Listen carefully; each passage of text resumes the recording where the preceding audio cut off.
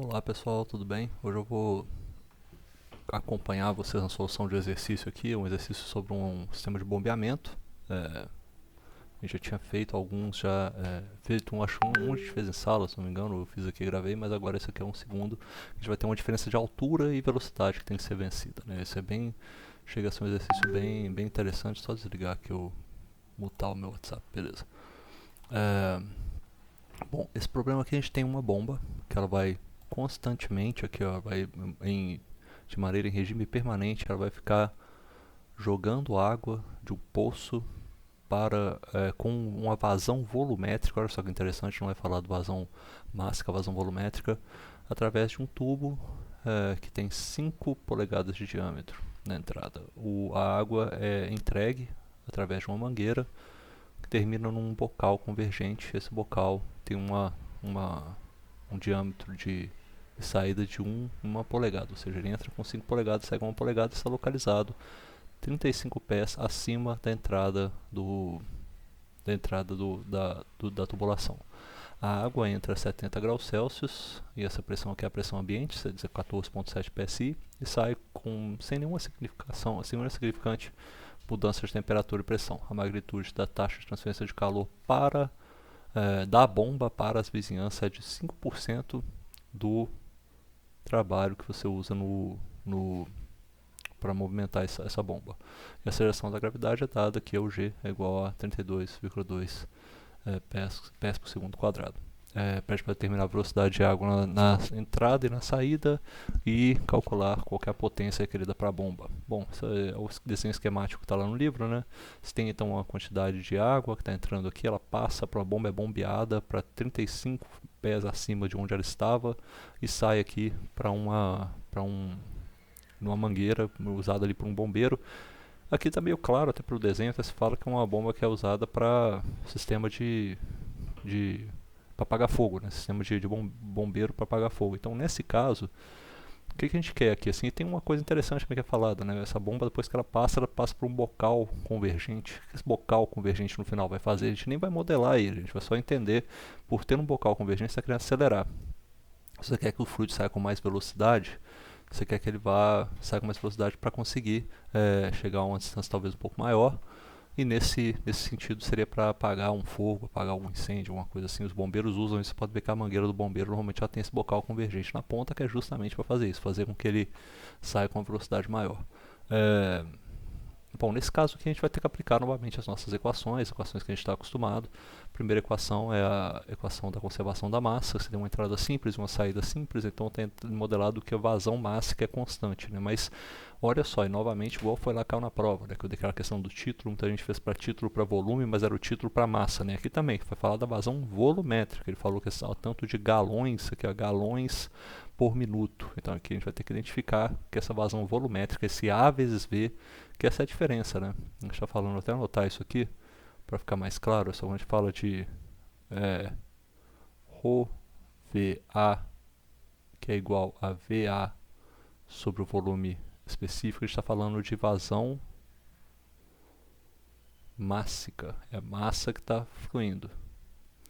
Mas quando a gente fala só de VA, VA é o que? É uma velocidade vezes uma área, então a gente está falando de uma vazão só de volume, vazão volumétrica.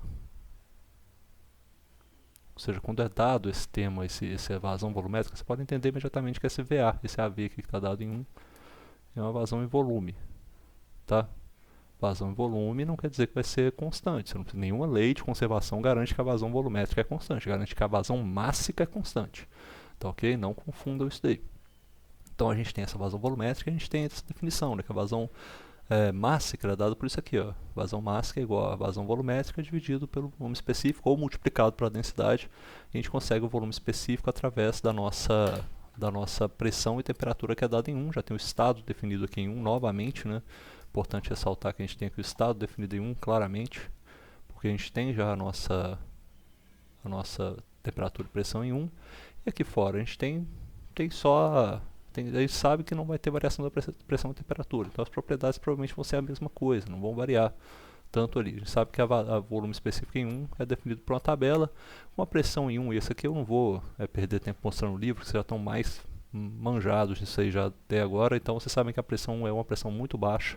A gente não vai encontrar esse valor, vou até marcar aqui, ó. Olha essa pressão 1, é uma pressão muito baixa. Esse valor aqui não está naquelas tabelas de líquido comprimido não. Então a gente vai ter que encontrar ele através de uma interpolação. Você interpola do V1 para o volume específico do líquido saturado naquela temperatura que é dado aí sim em tabela.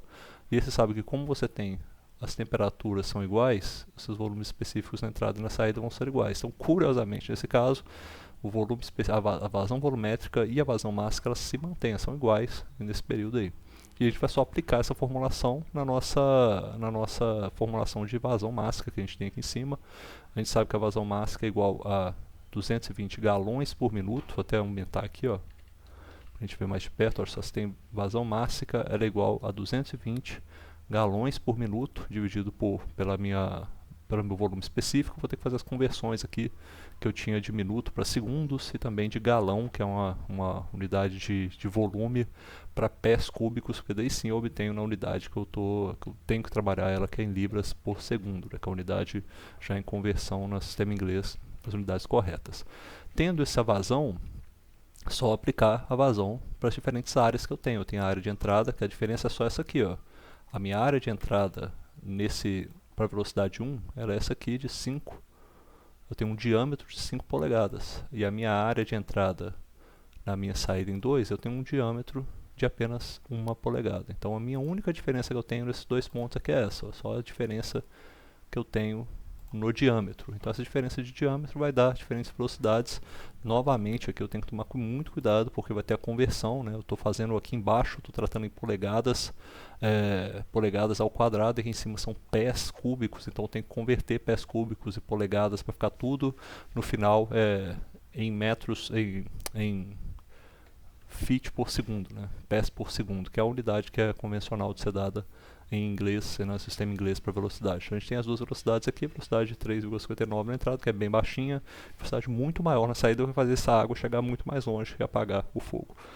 Então agora a gente vai aplicar conservação de energia, porque está querendo saber agora qual que é o trabalho que eu tenho que jogar nessa minha bomba para propulsionar essa água lá para cima, né? O que é interessante esse problema é o seguinte, é falado que a taxa de transferência de calor é uma função do trabalho que eu uso na minha bomba. Então ela é 5% do trabalho da minha bomba. Então eu posso combinar essas duas equações aqui, ó, eu posso simplesmente jogá-las juntas quando eu estiver fazendo esse problema, e elas vão virar isso aqui, ó, para menos 0,95, né? WVC. É claro isso aí porque o calor é dado em função da potência na forma de trabalho, da potência que você usa na sua bomba. A quantidade de calor que ele joga é 5% da potência que você usa na bomba. Então isso aqui fica muito claro e a gente simplesmente joga aí na sua formulação. E, bom, nesse caso aí agora a gente tem as outras coisas, né, que vão aparecer no nosso problema. A gente tem agora a massa, que a gente sabe que a vazão mássica é uma constante. A gente tem H1 menos H2, a energia cinética, e tem a energia potencial. Nesse caso aqui, olha só, vamos avaliar cada um independentemente. Vamos primeiro avaliar a variação de entalpias. A gente pode usar, tem que usar nesse caso, a aproximação de H para um líquido saturado. Só que a aproximação de H para um líquido saturado é essa formulação aqui, ó. Ela é esta daqui, tá vendo? A gente tem que usar o valor da nossa entalpia no líquido saturado naquela temperatura, o valor do volume específico naquela temperatura e a diferença entre a pressão que a gente está e a pressão de saturação. Então a gente tem que usar essas formulações todas. Quem não lembrar dessa fórmula é porque eu dei ela lá na aula, se não me engano, aula 3 ou 4, eu falo sobre as propriedades das substâncias. Nessa parte, foi da P1 ainda, a gente fala sobre as propriedades que a gente vai aproximar, aquelas que não tem, né, em tabelas, são as propriedades de líquidos comprimidos, a gente aproxima para o valor de saturação do líquido. Para entalpia, a fórmula é essa daí. Só que nesse caso, quando a gente faz a conta, a gente vê o seguinte, né? Primeiro que a nossa entalpia do líquido saturado, a entalpia do líquido saturado e o volume específico do líquido saturado estão observados para temperaturas que são iguais, porque essas duas aqui, ó, elas são a mesma coisa, né? A temperatura 1 e a temperatura 2, elas são iguais, a gente não tem variação nelas. E aqui também, olha só, nossa temperatura é a temperatura 2. Não tem tanta variação. Nossa temperatura 1 e temperatura 2 ela meio que simplifica o nosso problema, né? Nesse caso a gente tem uma temperatura só, que é a temperatura. A gente pode simplificar essa formulação aqui para não apagar tudo, né? Esse aqui vai cortar a nossa pressão de saturação em 2 com a pressão de saturação em 1. entalpia aqui corta com essa, porque uma, né, é a mesma que a outra, vai ficar só o volume específico do líquido saturado naquela temperatura que não muda tanto, né, que a temperatura de entrada e a temperatura de saída são praticamente iguais, e a pressão em 1 e a pressão em 2 são praticamente iguais, mas também é falado que a pressão em 1 e a pressão em 2 elas são iguais. Aqui, ó, também é falado isso daqui, ó. Então, fala que não tem variação de pressão nem variação de temperatura. Então, no final, a nossa variação de entalpia ela é igual a zero. Nesse caso, é diferente, né? Você vê que é diferente dos problemas de compressor que a gente viu. A gente queria variar a entalpia do nosso fluido de trabalho. Nesse caso, não tem variação de entalpia. É praticamente zero. A gente poderia até falar lá no começo, falar, olha, poderia fazer aquela aproximação mais simples, falar, olha, que o H é igual ao H do líquido na saturação para aquela temperatura que a gente está olhando. Poderia fazer isso aqui, como as temperaturas são iguais, iam dar o mesmo H e ia dar igual a zero, né? Então essa aproximação também poderia ser feita, mas o corrente normalmente a gente fazer essa verificação aqui primeiro, ver se tem alguma variação pequena, ver quão pequena é essa variação, mas quando a variação é muito pequena mesmo, a gente considera normalmente isso aqui, eu falo que não tem variação de entalpia nenhuma, as propriedades são praticamente iguais. Para a energia cinética, a gente tem o valor, né? O valor é dado que a gente tem uma velocidade de entrada e uma velocidade de saída. A gente entra com essa velocidade aqui, velocidade mais baixa, e sai com essa velocidade aqui, ó, essa velocidade de saída. Então, nesse caso, a gente vai ter só jogar a fórmula e fazer as conversões que são necessárias, né? Primeiro porque isso aqui também vai dar em fits ao quadrado por segundo ao quadrado, e a unidade de tabela que a gente tem para a tabela termodinâmica, né, para as energias, é sempre BTU por libra, no caso do sistema inglês. Então a gente tem que fazer a conversão, a gente tem que converter primeiro um BTU para isso daqui, com uma formulação que vocês veem que olha só, é força, isso aqui é o que? Força, isso daqui é distância, né? Então isso aqui é trabalho, essa é uma unidade de trabalho que converte para BTU, que é o sistema inglês. A gente calcula normalmente, né, usando libra força vezes fit, mas aí você tem a conversão para chegar no BTU. Não é igual, o caso que a gente fala que é 1 newton é igual a 1 kg por vezes uma aceleração de metros por segundo ao quadrado. Não, no caso deles tem uma conversão para você chegar em BTU, porque o libra força vezes fit não é a mesma coisa que BTU. Então você tem essa conversão aqui primeiro do BTU, e você tem que converter também a sua libra força, que é dada, né? O que é um libra força também, né? Um libra força, na verdade até eu falei ao contrário, né? Quando dei esse exemplo agora eu falei, na verdade foi esse caso aqui, ó. Uma libra força, ela não é igual a uma libra força, que não é igual a uma libra vezes pés sobre segundo ao quadrado. Então ela tem uma conversão também, que é 32,174. Então tem essa questão aí que é meio chata também. Tem todos esses problemas aí que você pode olhar, e no final você cai nessa conversão de unidades, você vai olhando conversãozinha por conversãozinha, você chega nesse final que a sua variação de energia cinética ela exige um trabalho seja realizado no volume de controle que é menos 0,1614 BTU por libra. E você também tem esse caso aqui, que é o caso da energia potencial, que vai dar nas mesmas unidades, mesmas conservações, você vai ter que fazer as mesmas conversões de unidades, você vai cair com essa quantidade de energia que é requisitada para você vencer a diferença potencial. No final, quando você joga todas essas questões dentro do seu, resolvendo, né, tudo, colocando esses fatores dentro do seu modelo de energia, de balanço de energia, você vai sair com isso aqui, ó, seu trabalho, está aqui o que você quer encontrar, ele é igual a uma vazão mássica sobre 0,95, que é tirado lá daquele percentual, né, que tira da energia lá que é transferida do calor.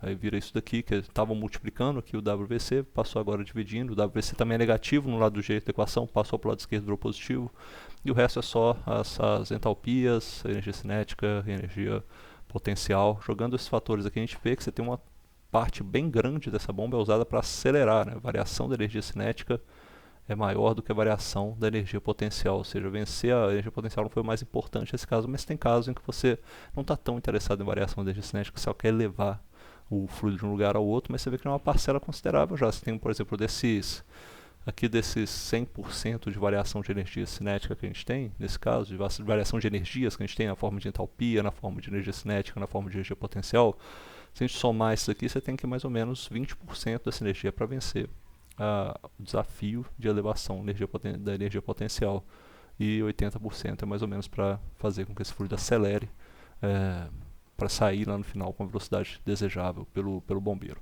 Então nesse caso a gente tem esse final, que é o trabalho requerido pelo nosso sistema de bombeamento, resolvido o nosso problema.